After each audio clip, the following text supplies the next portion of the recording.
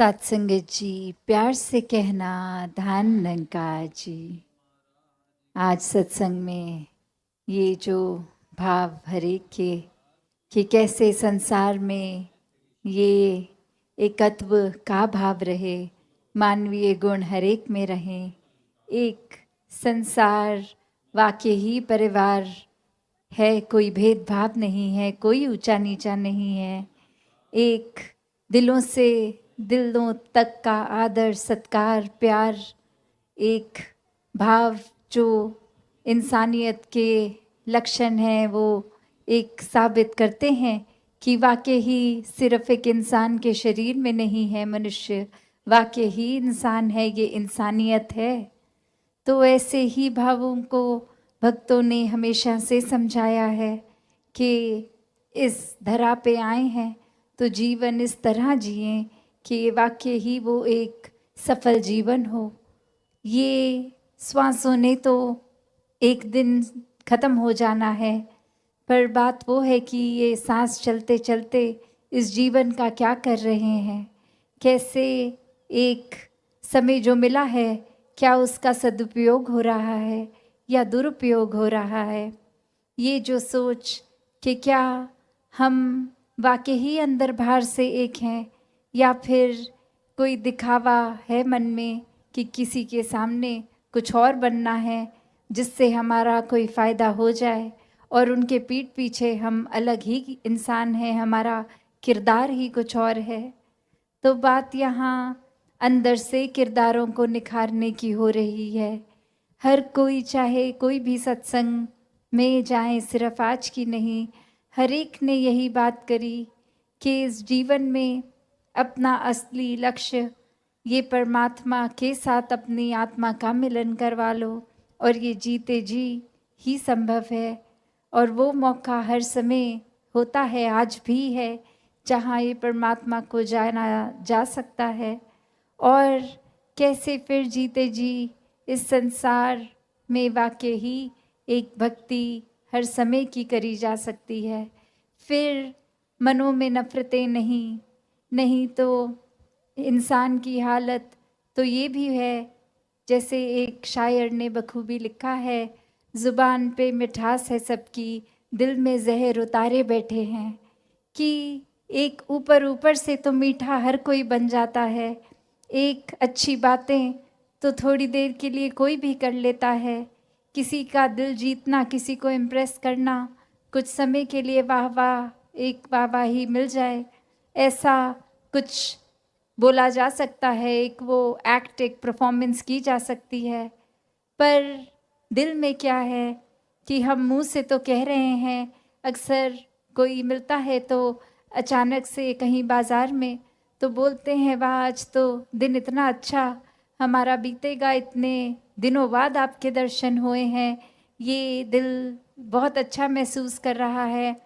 और वहीं जैसे ही वो दो बातें करके चल दिए, वहीं अपने साथ कोई और हो तो उसको कह रहे हैं कि हमें जल्दी जाना था और इनके साथ 5 मिनट बर्बाद हो गए, अब तो और जल्दी हमें पहुंचना होगा,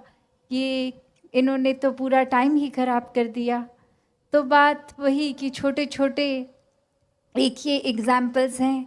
जहाँ एक हम अपने अंदर ही अपना अंतर्यामी हर कोई है, ये हम देख सकते हैं कि कहाँ खड़े हैं हम,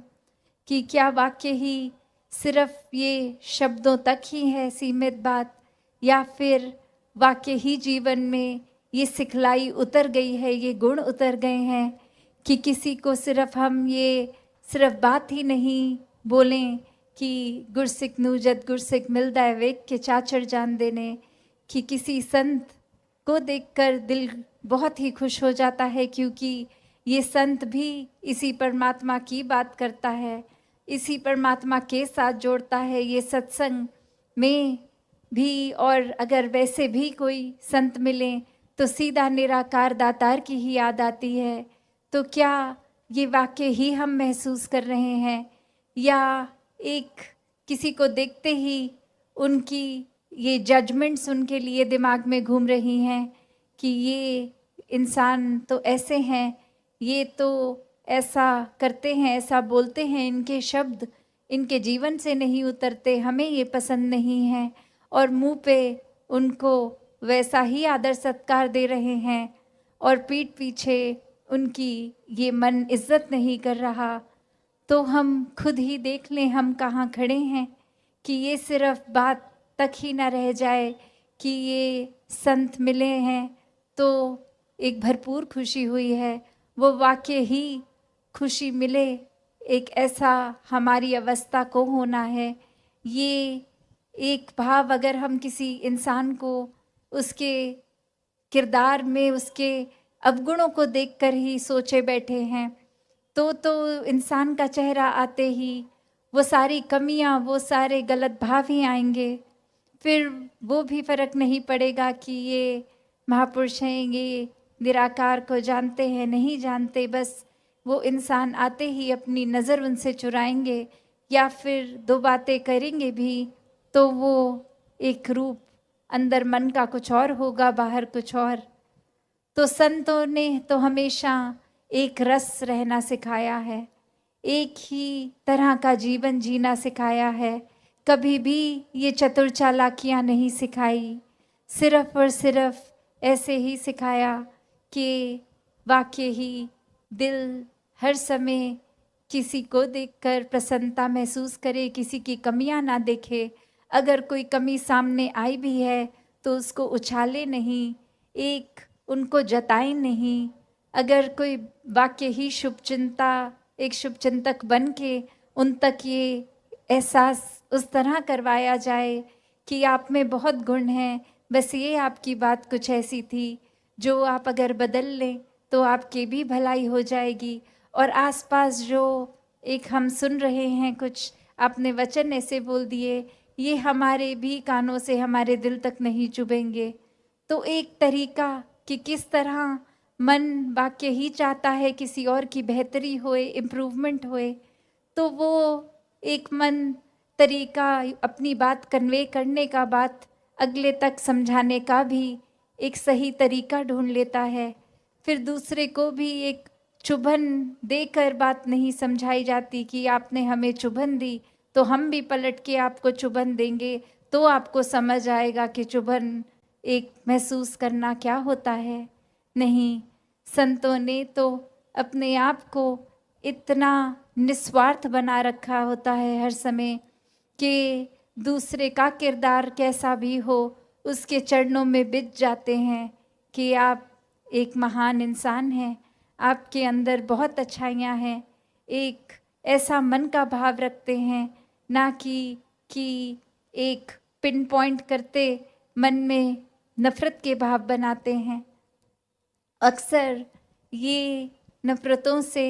दिलों में दूरियां ही इतनी हो जाती हैं कि चाहे एक घर परिवार में एक छोटे से दायरे में ही हों तो भी एक कमरे में परिवार का कोई एक इंसान और दूसरे में और ये आपस में ही एक बात नहीं कर पा रहे, परिवार के कोई तीसरे इंसान को कोई मैसेज दे रहे हैं कि जाके उनको ऐसा बोल दीजिए कि ये एक डायरेक्ट हम बात नहीं कर रहे हैं, ये मनों में मनमुटाव आ गए हैं। तो एक बात वो नहीं कि कहाँ हम ये संसार के हित की बात करते हैं, कहाँ एक पूरे संसार की सेवा की बात करते हैं, और वहीं कहाँ एक घर में ही ये रूप ऐसा कि बिल्कुल 2 कदम दूर दूसरा कमरा और वहाँ तक नहीं जाया जा रहा। ये मन में अहंकार, ये खुद को सही साबित करने की कोशिश इतनी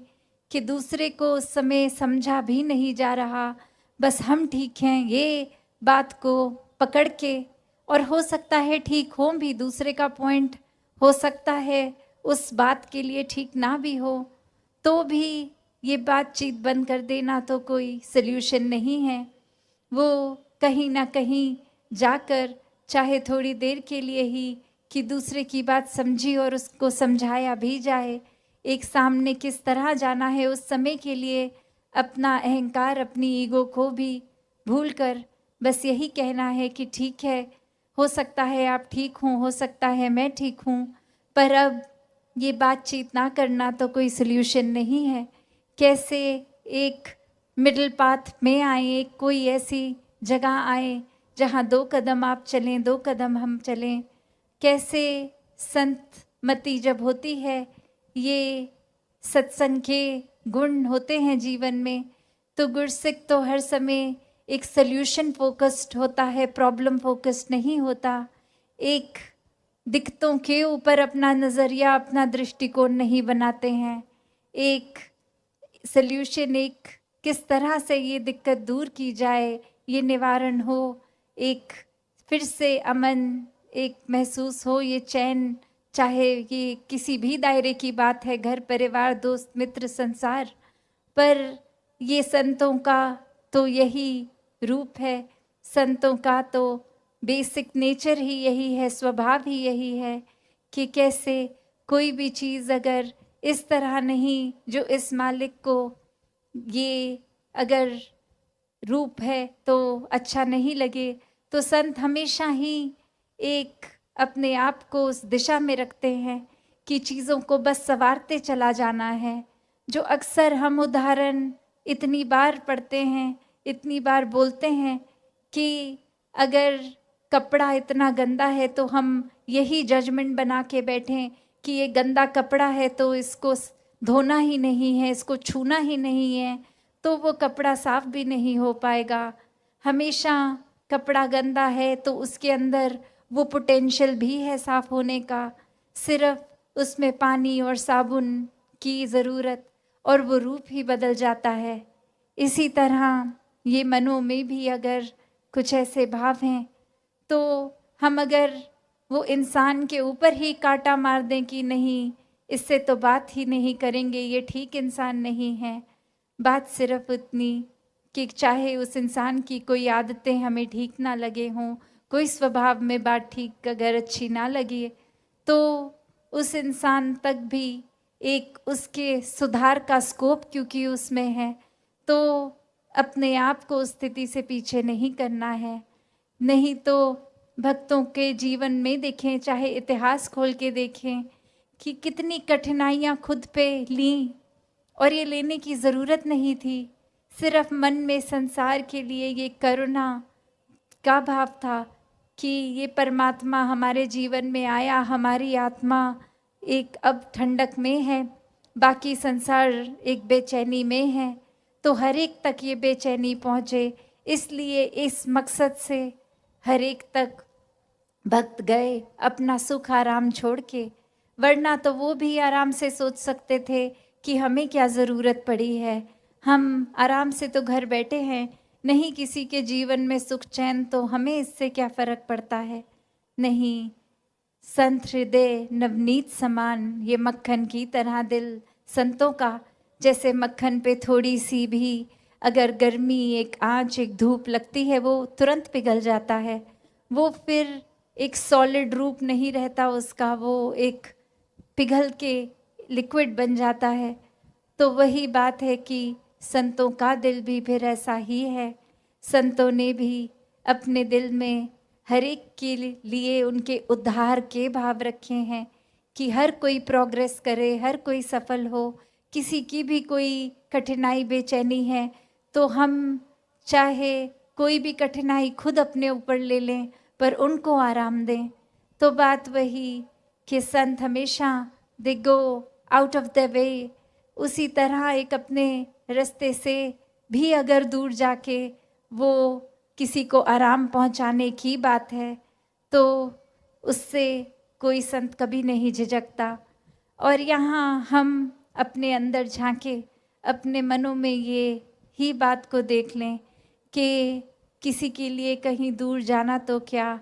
कोई मेरे रास्ते में भी अगर हो तो मैं उसके लिए क्या ही करता हूँ, क्या नहीं। जो आराम से चीज़ें मेरे लिए की जा सकती हैं, the things that are very doable for me, क्या मैं वो कर रहा हूँ कि नहीं। ठीक है, कोई बहुत पहाड़ तोड़ने की एक इतनी दुर्गम एक स्थिति को नहीं कह रहे करने को, पर क्या किसी को अगर मैं देख रहा हूँ कि रास्ते में कोई केले का छिलका है जो मैंने तो देख लिया और मैं साइड होके चला गया, क्या मैं उसको उठा के कचरे में तो डाल रहा हूँ कि अगर किसी की नज़र ना पड़े तो वो फिसल के गिर सकते हैं, उनको चोट लग सकती है। क्या ऐसी छोटी छोटी चीज़ें हम जो आराम से कर सकते हैं, वो क्या मन के भाव हैं कि नहीं, या फिर कि नहीं हमें जल्दी है, हमने देख लिया तो ये खुद ही अज्यूम कर लिया, सोच लिया कि हर कोई अब इसको देख ही लेगा। नहीं, एक संतों ने तो एक मार्ग उनका चाहे कितना भी कांटों से भरा है, वो कांटे चुनते हैं ताकि पीछे अगर कोई आए तो उनको वो कांटों की चुभन ना हो। तो बात यही कि ये कोई एक फिजिकल कांटे की बात ही नहीं, सिर्फ ये मनों की बात है कि किस तरह अगर हम अक्सर खुद भी उस पोजीशन में होते हैं कि दो व्यक्ति अगर बात कर रहे हैं और कमरे में हम वो तीसरे इंसान हैं और दिख रहा है साफ कि एक का पॉइंट ऑफ व्यू, एक का नज़रिया दूसरे से मेल नहीं कर रहा, तो वहाँ हमारा क्या योगदान है? क्या हम उस एक जो चिंगारी सी महसूस हो रही है दोनों के बीच में, वो उस आग में तेल डालने का काम कर रहे हैं या वो आग बुझा रहे हैं हम क्या बीच में वो, अगर दोनों ही गुस्से में हो रहे हैं, उनको शांत करके एक न्यूट्रल नज़रिया रख दें कि आप दोनों ठीक कह रहे हैं, पर 2 मिनट 1 सेकंड पानी पी लीजिए, एक ठंडे हो जाएं, फिर ये कॉन्वर्सेशन को कंटिन्यू करते हैं। और उसी के दौरान खुद हम वो बात को उस तरह नेविगेट कर दें कि दोनों को एक दूसरे का पॉइंट ऑफ व्यू समझा दें कि इनका कहने का भाव ये नहीं था, चाहे शब्द इन्होंने ज़रूर ये इस्तेमाल कर लिया, पर ये कहना ये चाह रहे थे। तो बात यही कि जहाँ पे भी हम जिस तरह भी एक योगदान दे सकें, एक चीज़ों को बेहतर कर सकें। और अक्सर यही होता है क्योंकि हम अपने ही एक, आज भी जैसे सत्संग में वो जिक्र हो रहा था कि ये गलतफहमियों की बात आती है, ये नियत तो ठीक ही है और दोनों तरफ ठीक है, बस ये अगर गलतफहमी है तो वो अगर हम उस पोजीशन में हैं जहाँ किसी के लिए वो कंट्रीब्यूट खुद से करके कोई न्योता नहीं देगा हमें कि आएं और ठीक कर दें, वो उतनी चेतनता हमें कि हमारी नज़र के सामने कुछ हो रहा है तो हम क्या आंख बंद करके ये होने दें तो ठीक रहेगा, या कोई एक्शन लें इस समय वो ठीक रहेगा। तो बात वही कि भक्त, ये संत बहुत चेतन होते हैं, किस समय क्या करना है, क्या ज़रूरत है, वो नीड ऑफ द आवर क्या है, उसको हमेशा करते हैं और सही चीज़ करते हैं। ऐसी ही चेतनता ब्रह्म ज्ञान के साथ हम सब में भी है। तो हम क्या भक्तों वाला जीवन जी रहे हैं या नहीं, एक जीवन को सिर्फ व्यर्थ कर रहे हैं या नहीं, सिर्फ क्या मौके ही ढूंढ रहे हैं कि कभी कोई बड़ी चीज़, कोई बड़ा एक मौका मिलेगा तो ऐसा कुछ करेंगे जहाँ 100 लोग दिख रहे हों, एकदम से हम हीरो बन जाएंगे, या फिर ऐसे भी सेवादार बन के कि कोई देख रहा है नहीं देख रहा उससे फ़र्क नहीं पड़ रहा, चीज़ अगर ठीक नहीं तो उसका हमारा कंट्रीब्यूशन, हमारा क्या उस समय का करना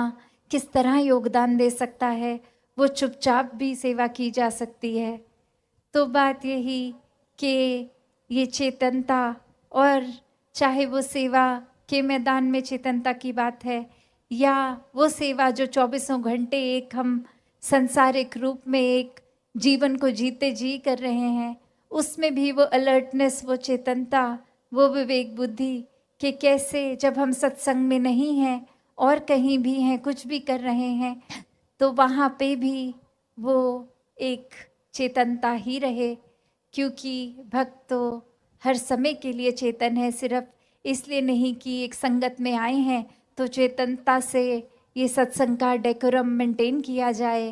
पर जब अपने घरों में भी पहुंच जाएंगे तो भी ये सेवा तो ख़त्म नहीं हुई, वहाँ भी परिवार की सेवा है। जब दफ्तरों में, स्कूल कॉलेजों में जाएंगे वहाँ भी तो वो सेवा रूप ही है, अपने साथ वालों के प्रति, अपने से बड़ों के प्रति, छोटों के प्रति। तो हर एक के लिए ये मन में सेवा भाव हो, ये भेदभाव ना हो,